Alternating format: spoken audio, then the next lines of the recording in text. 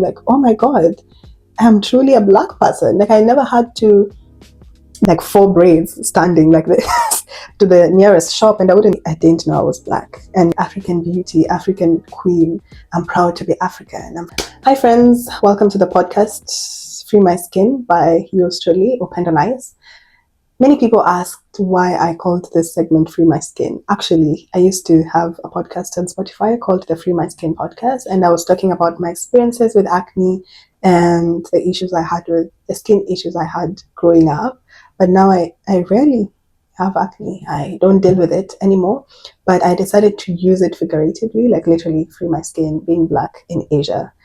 And there are things that I've experienced because of my skin color. And that's why I call it free my skin, literally. And all black people feel like we are, in most cases, especially those who live in America or exist in places where they experience discrimination, it's always because of the skin color. So I just decided free my skin.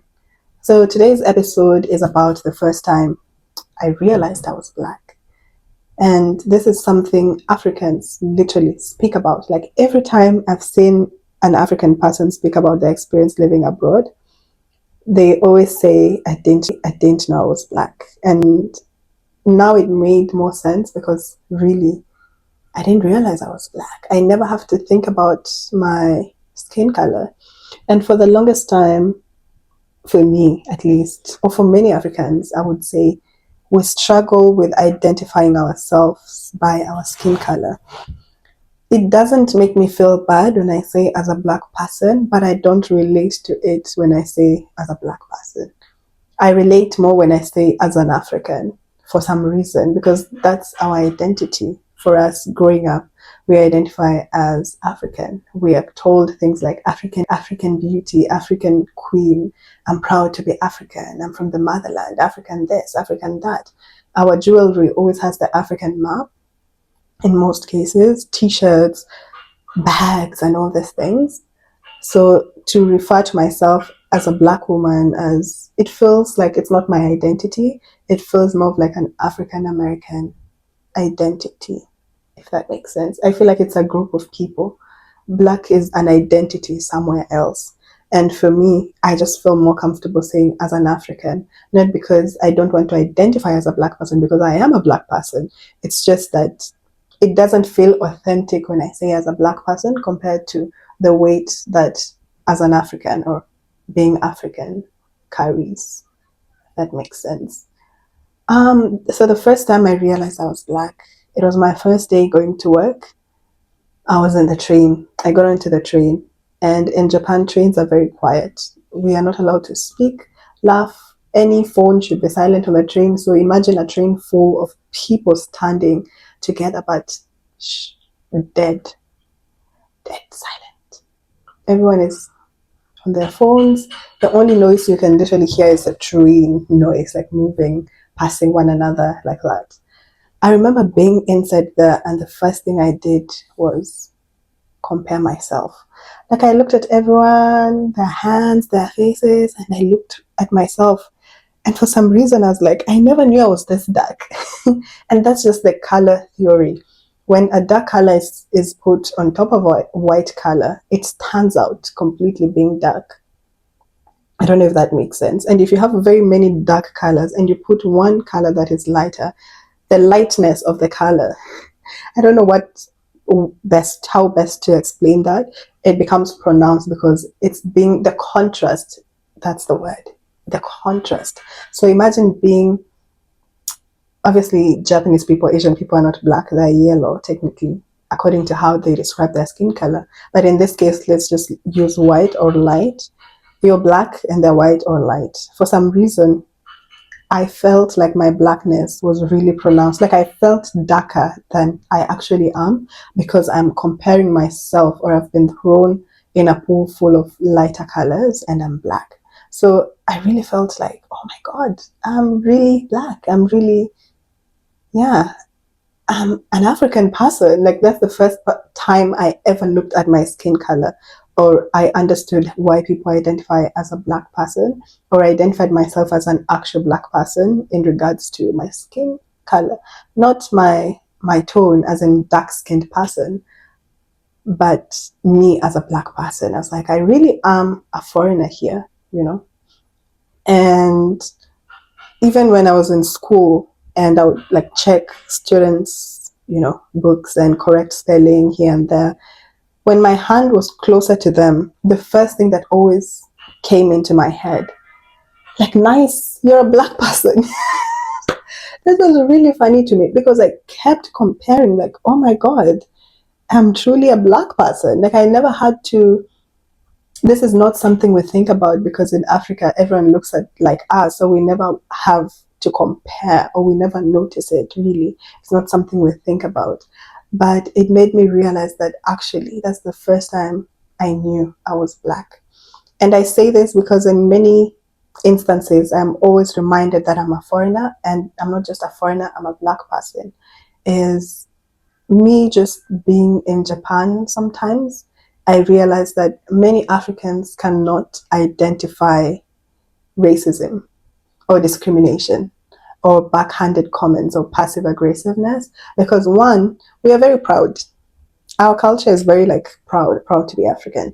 So when somebody discriminates you, we don't think of it as racism. We think of it, just leave me alone. Like, we don't think of that thing as racism per se, compared to someone who has lived in a country where they've been constantly discriminated. Therefore, they're always quick to see passive aggressiveness or they're able to identify it at first glance. So I realized that for most of us, we never even know when somebody is being racist or being passive aggressive because it's not something that we live and experience unless it's outright, like they say bad words or insult you. That's when we realize, oh, this person is actually being racist. But there are subtle things of discrimination that many African people might not be able to identify. Not because we're not brilliant enough to identify them, but for us, they never scream racism. It just feels like somebody that's being ridiculous, for the lack of a better word. Like, we just brush it off, like, what's wrong with this one, and we just move on. But if somebody else was to experience the same thing that you experience, especially those who have had the opportunity, or that's a very weird framing, those people who have been discriminated, because when I say opportunity, it feels like a privilege, they're able to speak out and nitpick and see these things. And I think in general, they have more awareness of their differences in terms of being black, having our type of hair, our hairstyle. So they've always been in those spaces that they're hyper aware of their difference. For many Africans, we are not hyper aware of how different we are.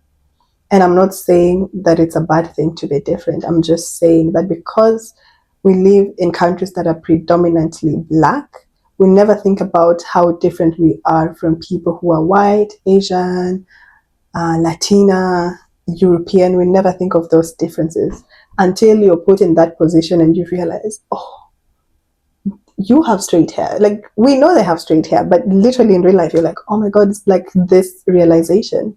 I have curly hair. And for some reason, if you are already insecure about your, let's say, your hair before you came, or even while you're in your country, when you move to a country where people look completely different, have different types of hair, it it's magnified. Your insecurities will be magnified. Thankfully, I didn't have that issue, but I noticed, like, there are times where I felt like my hair was not done enough. Even though if I was home, that's not something I would think about. I would just go home in my matutas. What are matutas? Like four braids standing like this to the nearest shop, and I wouldn't think much of my hair. But here I noticed how much, to just have peace of mind, I would rather not have my hair in that hairstyle. Not because it's bad, but because I don't want to deal with people staring and looking and wondering and loud, reactions, and just, it creeps me out already. Imagine if you're walking and everyone's like, hey, at your hair.